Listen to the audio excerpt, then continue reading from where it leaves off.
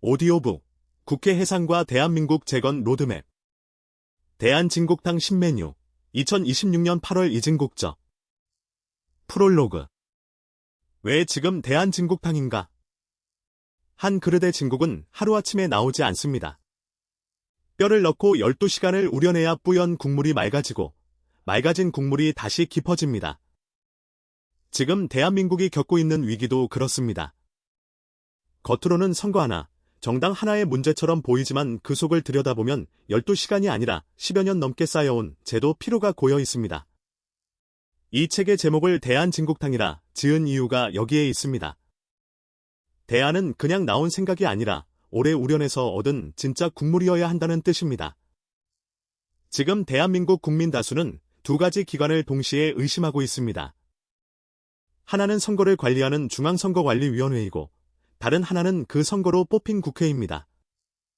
이 불신은 어느 한쪽 진영만의 정서가 아닙니다. 보수 지지층은 부정선거 의혹을 제기하며 선관위 해체를 요구해왔고 진보 지지층 역시 선관위 고위직 자녀 특혜 채용 사태를 보며 이 기관의 폐쇄성과 특권을 비판해왔습니다. 방향은 다르지만 종착지는 같습니다. 지금의 선관위로는 안 된다는 것입니다. 국회를 향한 불신도 마찬가지입니다. 여야를 가리지 않고 국민들은 국회가 국민의 대리인이 아니라 자기 밥그릇을 지키는 특권 집단이 되었다고 느낍니다. 이 책은 그 공통된 불신을 특정 정파의 언어가 아니라 제도 재설계의 언어로 옮기는 작업입니다. 그래서 이 책은 국회를 강제로 무너뜨리자는 쿠데타의 언어를 쓰지 않습니다. 대신 국회 스스로 신뢰가 무너졌음을 인정하고 임기를 단축해 국민 앞에 다시 서는 자진 해산 결의라는 합헌적 절차를 제안합니다. 또한 선관위를 향해서도 단순한 해체 구호에 그치지 않고 국민이 직접 추첨으로 뽑혀 감독하는 새로운 감시기구를 구체적인 숫자와 절차로 설계합니다. 사전투표제 폐지, 모든 공직의 단임제, 정당공천 로또식 추첨제까지 이 책이 제안하는 것은 어느 한 사람이나 정당을 위한 정치공학이 아니라 특권을 구조적으로 해체하는 정치혁명입니다. 1시간이면 다 읽을 수 있는 분량이지만 그 안에 담긴 제안은 결코 가볍지 않습니다. 지금부터 그 진국 한 그릇을 함께 우려내 보겠습니다. 1장. 국민적 불신과 전국 진단. 먼저 선관위 문제부터 짚어보겠습니다. 2023년 4월 30일 감사원은 2013년부터 선관위가 실시한 총 291차례 경력 채용을 조사한 결과를 발표했습니다. 여기서 드러난 규정 위반과 비위 사례는 모두 1,200여 건이었고 이 가운데 중앙선관위가 400여 건, 지역선관위가 800여 건이었습니다. 이 감사에서 가장 충격적이었던 대목은 고위 간부 자녀의 특혜 채용이었습니다.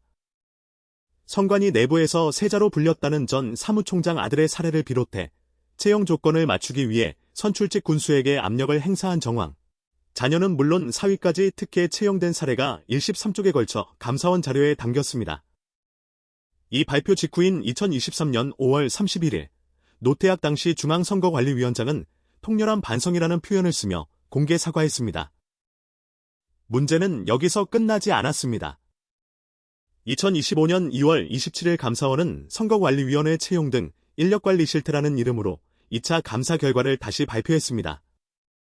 2013년부터 2023년까지 10년간 선관위 채용 분야에서 878건의 규정 위반이 추가로 확인되었고 이 가운데 시도선관위가 662건, 중앙선관위가 216건이었습니다.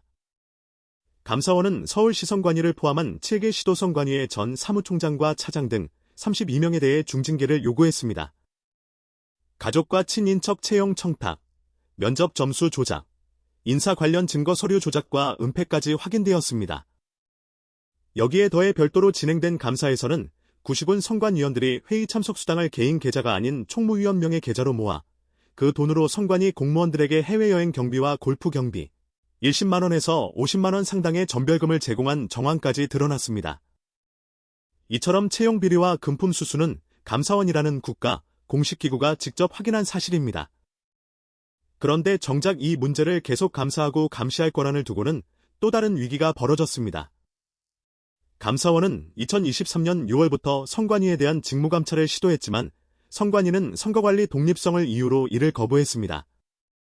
이 다툼은 결국 헌법재판소로 넘어갔고 2025년 2월 27일 헌법재판소는 선관위의 손을 들어주었습니다.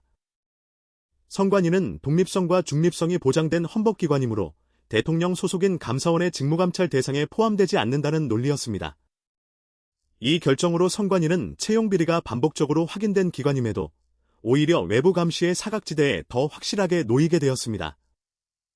바로 이 지점이 이 책이 국민추첨제 감독기구를 제안하는 이유입니다. 감사원조차 상시적으로 들여다볼 수 없는 기관이라면 그 견제는 국민이 직접 맡아야 한다는 것입니다. 한편 부정선거 논란과 관련해서는 사실관계를 냉정하게 구분할 필요가 있습니다. 2020년 21대 총선 이후 제기된 국회의원 선거무효 소송에서 대법원은 22시간에 걸친 수개표 재검표를 직접 진행했습니다. 이 소송에서 원고 측은 사전투표 수치가 서버를 통해 조작되었고 위조된 사전투표지가 투표함에 투입되었으며 개표 이후 재검표에 대비해 투표지가 다시 바꿔치기 되었다는 주장을 폈습니다. 대법원은 이 주장을 받아들이지 않았습니다. 논란이 되었던 이른바 일장기 도장 투표지에 대해서도 만년 도장의 적색 인주가 겹쳐 찍히면 동일한 형태가 나타난다는 점을 실제로 재연해 확인했고 이를 투표지 위조의 증거로 보지 않았습니다. 즉 현재까지 사법부가 확인한 사실관계로는 조직적 부정선거가 있었다는 주장은 법적으로 인정되지 않았습니다. 다만 이 판결 과정에서 동시에 드러난 사실도 있습니다. 대법원은 관외 사전투표함 보관 장소에 CCTV를 설치해야 한다는 규정이나 투표지 이미지 파일의 원본을 별도로 보관해야 한다는 규정이 당시 공직선거법에 존재하지 않았다는 점을 그대로 확인했습니다. 부정이 있었다고 인정되지는 않았지만 부정이 없었음을 국민이 스스로 검증할 수 있는 장치 역시 갖추어져 있지 않았다는 뜻입니다. 이 책이 뒤에서 제안할 국민추첨제 감독기구와 24시간 투명 공개 원칙은 바로 이 공백을 메우기 위한 것입니다. 부정선거를 법적으로 증명하는 문제와 국민이 눈으로 직접 확인할 수 있는 투명한 절차를 만드는 문제는 다른 차원의 과제이며 이 책은 후자에 집중합니다.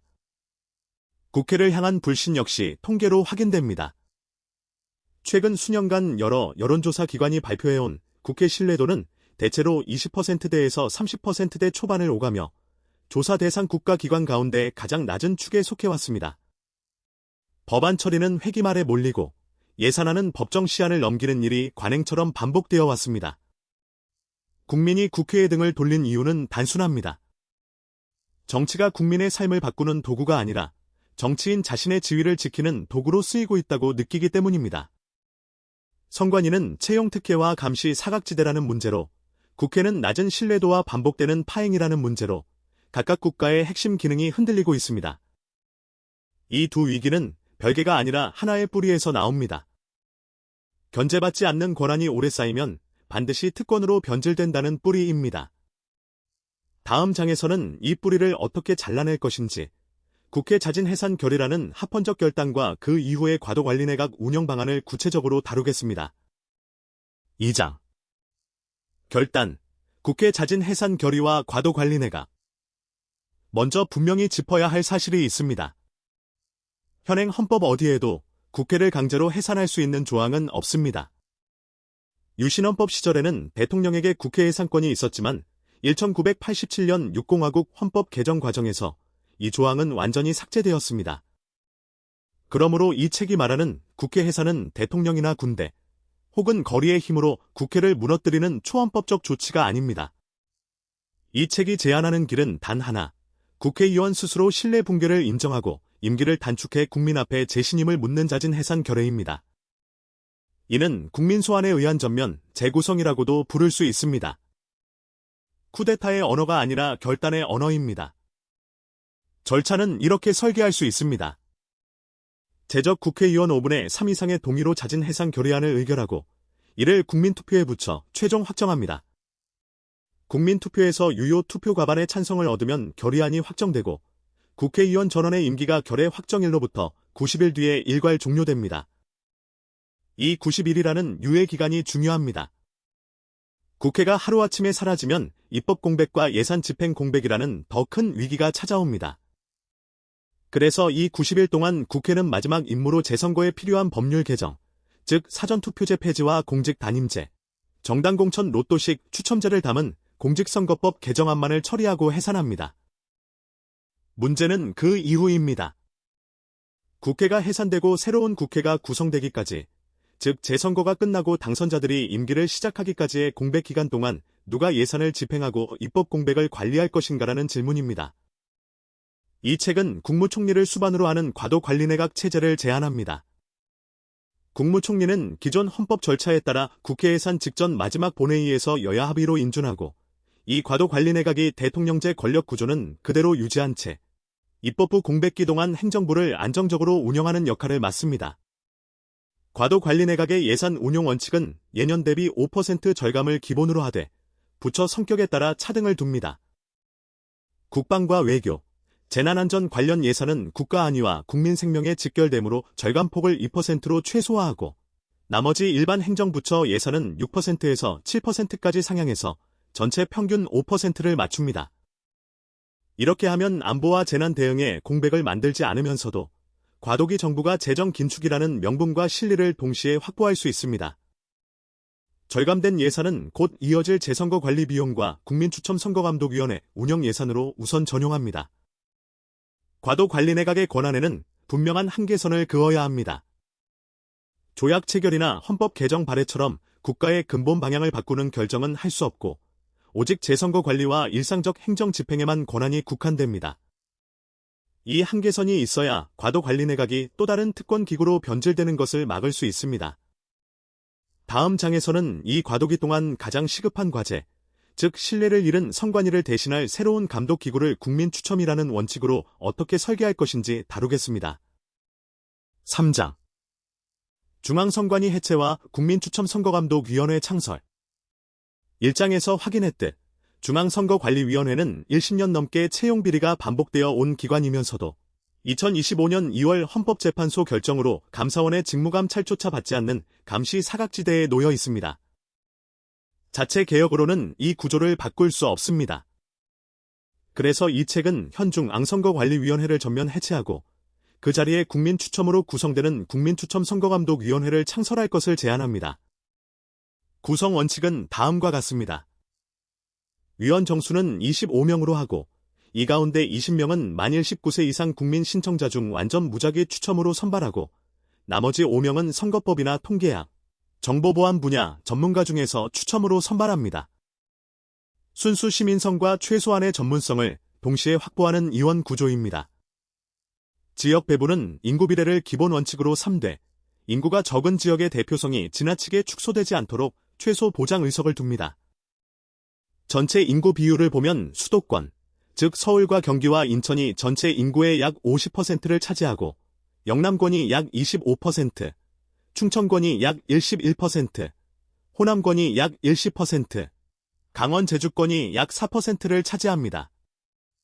이 비율에 따라 20명을 배분하면 수도권 10명, 영남권 5명, 충청권 2명, 호남권 2명, 강원 제주권 1명이 됩니다. 여기에 5개 권역 모두에 최소 1명씩을 추가로 보장하면 최종적으로 수도권 11명, 영남권 6명, 충청권 3명, 호남권 3명, 강원 제주권 2명으로 25명이 완성됩니다. 추첨 절차의 공정성은 이 기구의 존립 근거 그 자체입니다. 옛 선관위가 신뢰를 잃은 핵심 이유가 불투명한 인사와 운영이었다면 새 기구는 처음부터 완전히 투명해야 합니다. 추첨은 반드시 공개 생방송으로 진행하고, 사용하는 난수 생성기의 소스코드는 추첨 이전에 외부 전문가 검증을 거쳐 사전 공개합니다. 추첨 대상자 명단에서는 정당 당적 보유 경력자와 선거직 출마 경력자를 결격 사유로 명시해 사전에 배제합니다. 임기와 신분 보장도 명확히 규정합니다. 임기는 2년 단임으로 하며 연임은 허용하지 않습니다. 중도 해촉은 재적위원 3분의 2 이상의 동의가 있을 때만 가능하도록 해서 정치권이나 행정부의 외압으로부터 독립성을 지키는 장치를 둡니다. 활동 기간 동안에는 국민권익위원회 수준의 신변 보호와 일정 수당을 지급해 생업 공백을 보전합니다. 이 위원회의 권한은 감독에 그치지 않습니다. 전국 모든 투표소와 개표소에 24시간 CCTV를 설치하고 실시간 스트리밍 주소를 사전에 공지해서 국민 누구나 접속해 확인할 수 있게 합니다. 다만 유권자의 기표 내용이 노출되지 않도록 기표소 내부는 촬영 대상에서 제외하고 투표함 보관소와 이동 동선, 개표소 전 과정만을 촬영 범위로 정합니다. 개표가 끝나면 투표 소별 원본 데이터를 즉시 온라인에 공개해서 누구나 재검증할 수 있는 오픈 데이터 원칙을 적용합니다.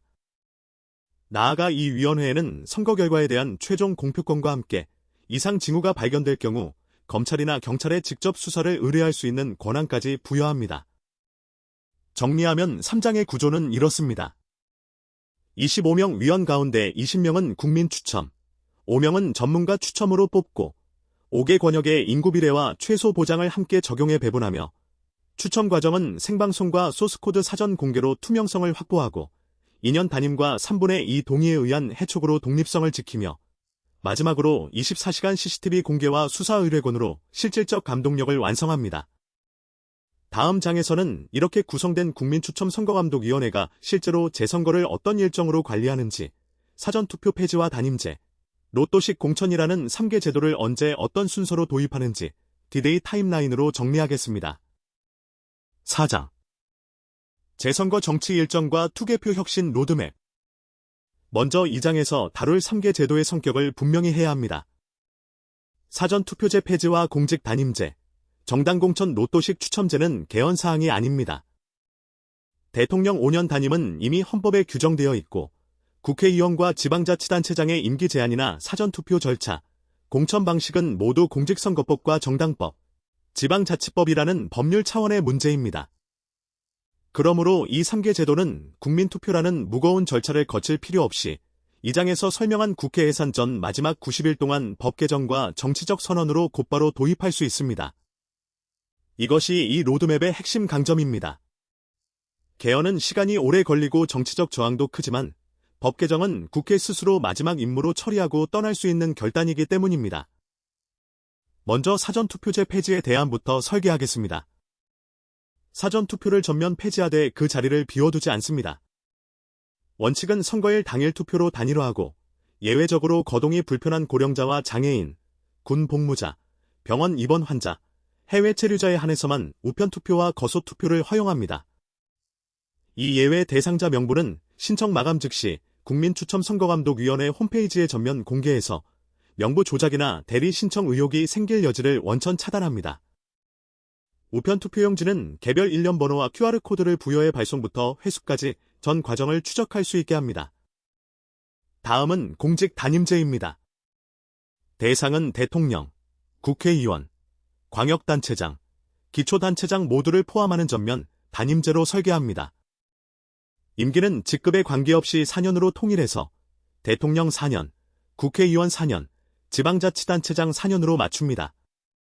대통령 임기를 기존 5년에서 4년으로 조정하는 부분만 헌법 개정 사항이므로 이 부분은 이번 로드맵에서 정치적 선언과 차기 국회 개헌 발의 과제로 남겨두고 국회의원과 지방자치단체장의 단임제는 공직선거법과 지방자치법 개정만으로 즉시 적용합니다.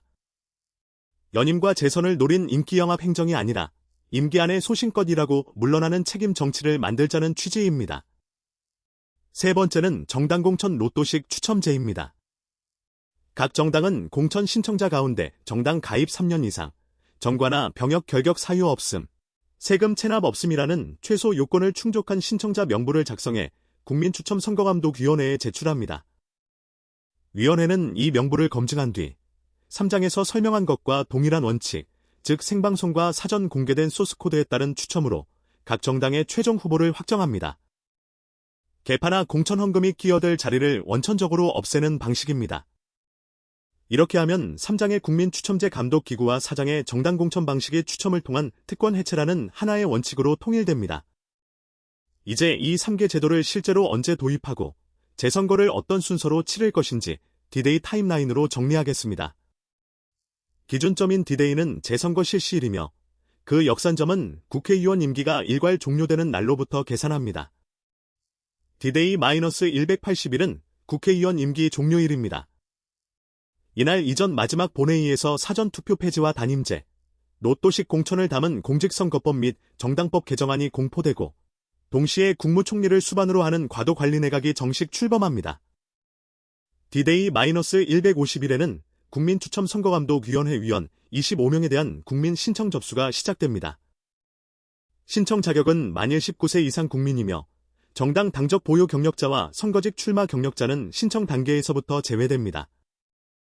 D-120일에는 국민추첨선거감독위원회 구성 추첨이 생방송으로 진행되고 위원회가 정식 출범합니다. 이 시점부터 위원회는 과도관리내각으로부터 재선거관리 예산을 이관받아 독자적으로 운영을 시작합니다. D-90일에는 각 정당의 공천 신청자 명부 제출이 마감됩니다. 위원회는 이 명부에 대한 자격 요건 검증에 착수합니다. D-75일에는 정당별 로또식 공천 추첨이 완료되고 각 정당의 최종 후보가 확정됩니다. D-60일에는 후보 등록이 마감됩니다. 이와 동시에 우편투표와 거소투표 대상자 신청도 마감되며 그 명부가 즉시 전면 공개됩니다. D-30일에는 전국 모든 투표소와 개표소에 대한 CCTV 설치와 실시간 스트리밍 시스템 구축이 완료되고 외부 보안 전문가에 의한 시스템 전면 공개 검증이 실시됩니다. 이 검증 결과 역시 위원회 홈페이지에 공개합니다. D-14일부터 공식 선거운동이 시작됩니다. D-Day 당일에는 원칙적으로 당일 투표만 진행됩니다. 예외적으로 허용된 우편투표와 거소투표함은 투표 마감과 동시에 개표소로 이송되어 당일 투표함과 함께 개표됩니다. 개표는 기계 분류와 수기 검표를 병행합니다. 투표지 분류기로 1차 분류한 뒤 전체 투표함 가운데 무작위로 추출한 일정 비율의 투표함에 대해서는 반드시 수기로 전수 재검표를 실시해 기계 분류 결과와 대조합니다. 이전 과정은 24시간 CCTV로 생중계됩니다. D-Day 다음 날부터 최대 1회 안에 국민추첨선거감독위원회가 최종 개표 결과를 공표합니다. 공표와 동시에 투표소별 원본 데이터를 전면 온라인 공개해서 누구나 재검증할 수 있게 합니다. 만약 이 기간 중 이상 징후가 포착되면 위원회는 즉시 검찰이나 경찰에 수사를 의뢰할 수 있습니다. 이렇게 D-180일부터 D-Day 플러스 7일까지 총 187일에 걸친 로드맵이 완성됩니다. 앞서 국제 사례를 참고하면 재선거 준비 기간은 통상 90일에서 180일 사이가 표준적인데 이 로드맵은 그 상한선에 가깝게 설계했습니다. 시간을 넉넉히 잡은 이유는 명확합니다. 국민추첨선거감독위원회라는 완전히 새로운 기구를 처음부터 투명하게 구성하고 로또식 공천이라는 낯선 제도를 각 정당이 처음으로 시행하는 데는 물리적인 준비 시간이 필요하기 때문입니다. 속도보다 신뢰를 우선한 설계입니다. 정리하면 사장은 사전투표 폐지의 대안으로서 당일 투표 원칙과 제한적 우편거소 투표를, 공직 단임제로서 국회의원과 지자체장 4년 단임 즉시 적용을, 로또식 공천으로서 요건 충족자 중 추첨이라는 3대 제도를 국회 예산 직전 법 개정만으로 도입하고 이를 D-180일부터 플러스 7일까지 187일간의 구체적 일정표에 담았습니다. 다음 장에서는 이 모든 결단이 완성된 이후 새로운 대한민국이 나아갈 정치의 방향을 대한진국탕이라는 은유로 마무리하겠습니다. 5장. 새로운 대한민국을 위한 재현, 진국 정치가 나아갈 길. 지금까지 다룬 사계장을 한 그릇에 담아보면 이렇습니다. 1장에서는 선관위의 반복된 채용 비리와 감시 사각지대, 그리고 국회의 낮은 신뢰도라는 진단을 확인했습니다.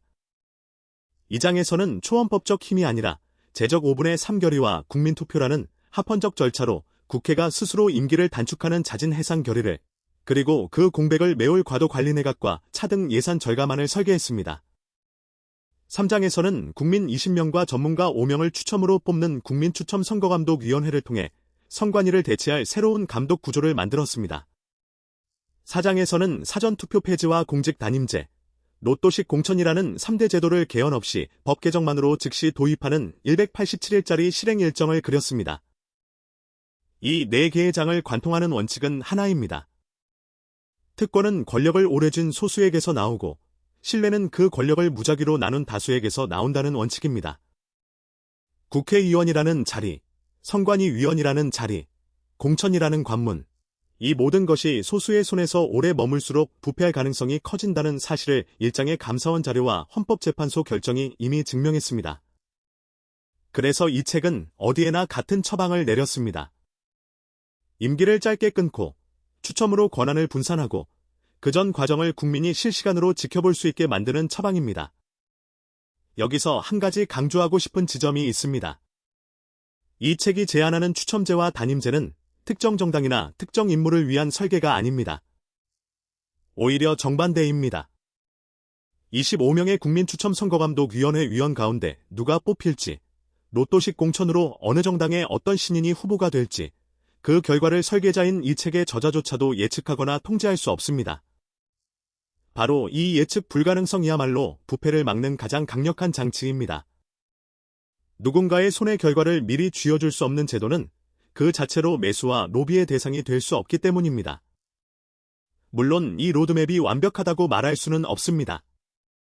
추첨으로 뽑힌 위원회가 초기에는 행정 경험 부족으로 시행착오를 겪을 수 있고, 로또식 공천이 자칫 준비되지 않은 후보를 걸러내지 못할 위험도 있습니다.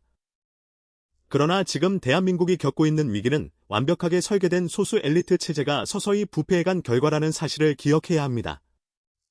시행착오를 겪더라도 다수가 참여하고 서로를 감시하는 체제가 소수가 밀실에서 결정하고 서로를 감싸는 체제보다 결국 더 오래 신뢰를 지킬 수 있습니다. 이것이 대한진국당이 대한대신당이 아니라 대한진국당인 이유입니다.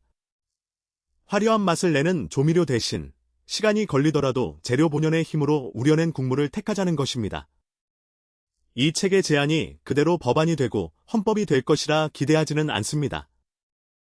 다만 이 책이 던지는 질문만큼은 분명합니다. 지금의 국회, 지금의 선관위, 지금의 공천제도가 국민의 신뢰를 되찾을 수 있는가라는 질문입니다. 만약 그 답이 아니라면 이 책에 담긴 잦은 해상 결의와 국민추첨선거감독위원회 187일 로드맵은 하나의 실행 가능한 대안으로서 국민적 논의의 출발점이 될 수 있습니다. 다음은 이 모든 이야기를 마무리하는 에필로그입니다. 에필로그. 이 책을 시작하며 진국은 하루아침에 나오지 않는다고 말씀드렸습니다. 12시간 동안 뼈를 우려내야 맑고 깊은 국물이 나오듯 정치 제도의 개혁도 단번에 완성되지 않습니다. 그러나 시간이 오래 걸린다는 사실이 지금 당장 첫 숟가락을 뜨지 말아야 할 이유가 되지는 않습니다. 이 책이 제안한 것을 다시 한번 짧게 정리하면 이렇습니다. 국회는 제적 5분의 3결의와 국민투표라는 합헌적 절차로 스스로 임기를 단축할 수 있습니다. 그 공백은 국무총리 중심의 과도관리내각이 안보와 재난 예산은 지키고 나머지는 절감하며 관리할 수 있습니다. 선거관리는 특정 소수가 아니라 국민 20명과 전문가 5명이 추첨으로 뽑혀 24시간 투명하게 감독할 수 있습니다. 사전투표 폐지와 단임제, 로또식 공천은 개헌이 아니라 법 개정만으로 187일 안에 실행할 수 있습니다. 그 어느 것도 공상이 아니라 지금의 헌법과 법률 체계 안에서 구현 가능한 설계입니다. 읽는 분들 각자의 정치적 입장은 다를 수 있습니다. 부정선거 의혹을 강하게 확신하는 분도 있을 것이고 그 의혹에 동의하지 않는 분도 있을 것입니다. 그러나 일장에서 확인했듯 채용비리와 감시 사각지대는 진영을 떠나 감사원과 헌법재판소가 공식적으로 확인한 사실입니다. 이 사실 위에서라면 서로 다른 정치적 입장을 가진 국민들도 새로운 감독기구가 필요하다는 결론에는 함께 도달할 수 있습니다. 이 책이 바라는 것은 바로 그 지점, 진영이 아니라 사실 위에서 만나는 지점입니다. 한 그릇의 진국을 우려내는 데는 시간과 정성이 필요하지만 일단 우려낸 국물은 누구의 밥상에나 똑같이 노십니다. 특정인의 국물이 아니라 모두의 국물이라는 뜻입니다. 이 책이 제안한 대안 역시 마찬가지입니다. 특정 정당이나 특정 정치인을 위한 설계가 아니라 추첨이라는 원칙으로 누구도 결과를 미리 알 수 없게 만든 모두를 위한 대안입니다. 이제 이 국물을 어떻게 받아들이고 어떻게 더 우려낼지는 이 책을 읽은 독자, 그리고 대한민국 국민 전체의 몫으로 남겨두겠습니다.